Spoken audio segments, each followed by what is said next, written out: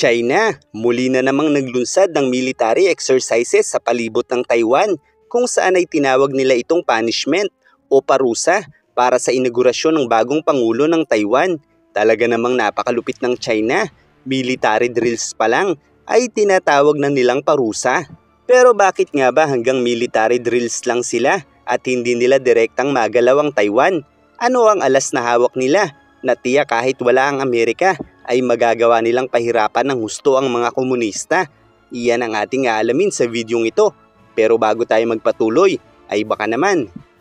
pwede mo munang ilike itong video.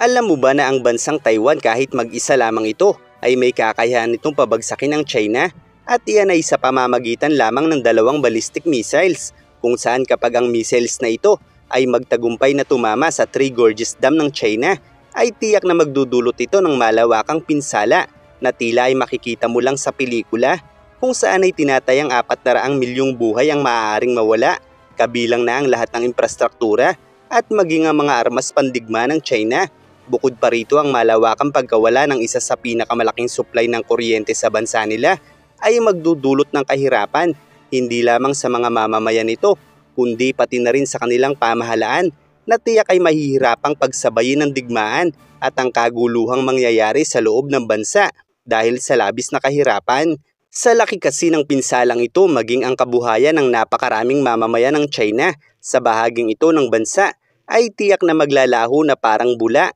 kasabay ng kanilang mga pamilya na maaaring madamay sa kaguluhang ito, kaya't malaki ang posibilidad na mag-alsa ang karamihan laban sa kanilang gobyerno at lalaganap ang krimen sa loob ng bansang ito para lamang mabuhay ang ilang mamamayan nito dahil sa kawalan ng pagkain, hanap buhay, supply ng tubig at kuryente. At habang napapasabak sa digmaan ng komunistang partido ng China ay mabilis mauubos ang resources nila dahil magkukulang ng supply ng pagkain, tubig at enerhiya sa bansa nila at maging ang ilang pagawaan ng kanilang mga sandata ay posibleng mahinto na sa pagmamanupaktura kung kaya't hindi sila tatagal sa isang giyera. Kung higit pa sa doble nito ang magiging pinsala ng bansa nila, iyan ang isa sa mga dahilan kung bakit pilit nilang inaagaw ang ating mga isla nang sa ganun sa oras ng dilubyong ito kahit papaano ay may matitira pa rin silang sandata na iniimbak nila sa mga artificial island nito. Gayunpaman sa isang ganap na digmaan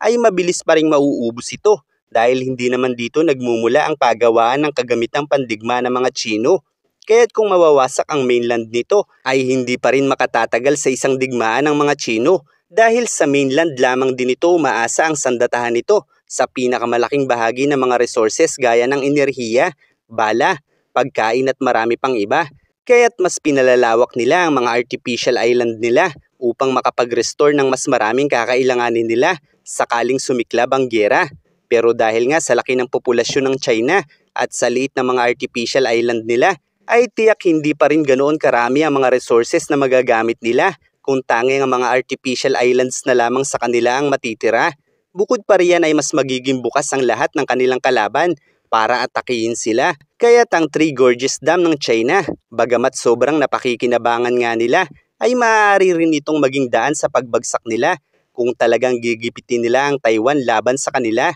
At kung kaya itong gawin ng Taiwan, ay mas lalong napakadali nitong gawin para sa Amerika. Bukod pa riyan ang Three Gorges Dam ay sinasabing unti-unti nang nawawala sa forma kung saan ay napansin ito ng ilang eksperto at inilabas ang itsura nito mula sa kuha ng mga satellites. Gayunpaman bagamat inamin ng China na may bahagyang deformation nga na nangyayari sa Three Gorges Dam nila, ay hindi naman ito umano kasing lala ng nasa larawan na ipinakikita nila sa media. Subalit ang katotohanan ng pag-amin nila na bahagyang may pagbabago nga sa forma nito ay nangangahulugan na maaaring magpatuloy ang pagbabagong ito, na mangangahulugan na may giyera man o wala ay posibleng dumating ang panahon na gumanti ang kalikasan laban sa kanila. Bago kasi nabuo ang pinakamalaking dam na ito sa buong mundo ay napakaraming tao ang nawalan ng tirahan at trabaho dahil sa tinamaan ng proyekto at may ilang uri rin ng mga hayop ang naging extinct o naubos dahil sa paggawa ng dam na ito, gaya ng mga Chinese river dolphins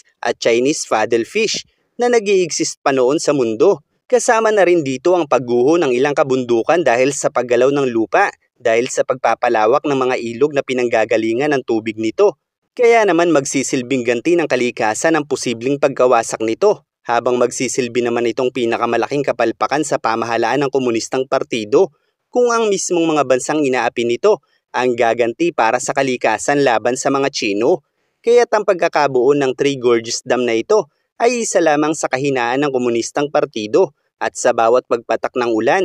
ay posibleng palagi silang kinakabahan dahil sa panahong ito pinakamaiging atakihin ito ng mga kalaban, at sa panahong ding ito maaaring gumanti sa kanila ang kalikasan. Iyan ay ilan lamang sa mga dahilan kung bakit walang takot ang Taiwan laban sa kanila, at para sa China ay isa ng parusa para sa Taiwan ang military drills nila. Dahil nga hanggang military drills lamang talaga ang kaya nila, at bagamat hindi natin maialis ang posibilidad na may kakayahan pa rin silang makipagsabayan sa iba, ay mas malaki pa rin ang tsansa na hindi nila ito paaabutin sa isang malawakang gyera, dahil alam nila ang kahihinatnan kung mapipilitan ng mga kalaban nila na idamay ang mainland ng China. At kahit pa ang bansang Pilipinas ay magagawang pasabugin ang dam na ito ng China hanggat kaalyado natin ang Amerika, dahil kahit hindi direktang tumulong ang US sa Pilipinas laban sa agresyon ng China, ang mga kagamitan nito kung ipagagamit o ibebenta sa atin ay sapat na.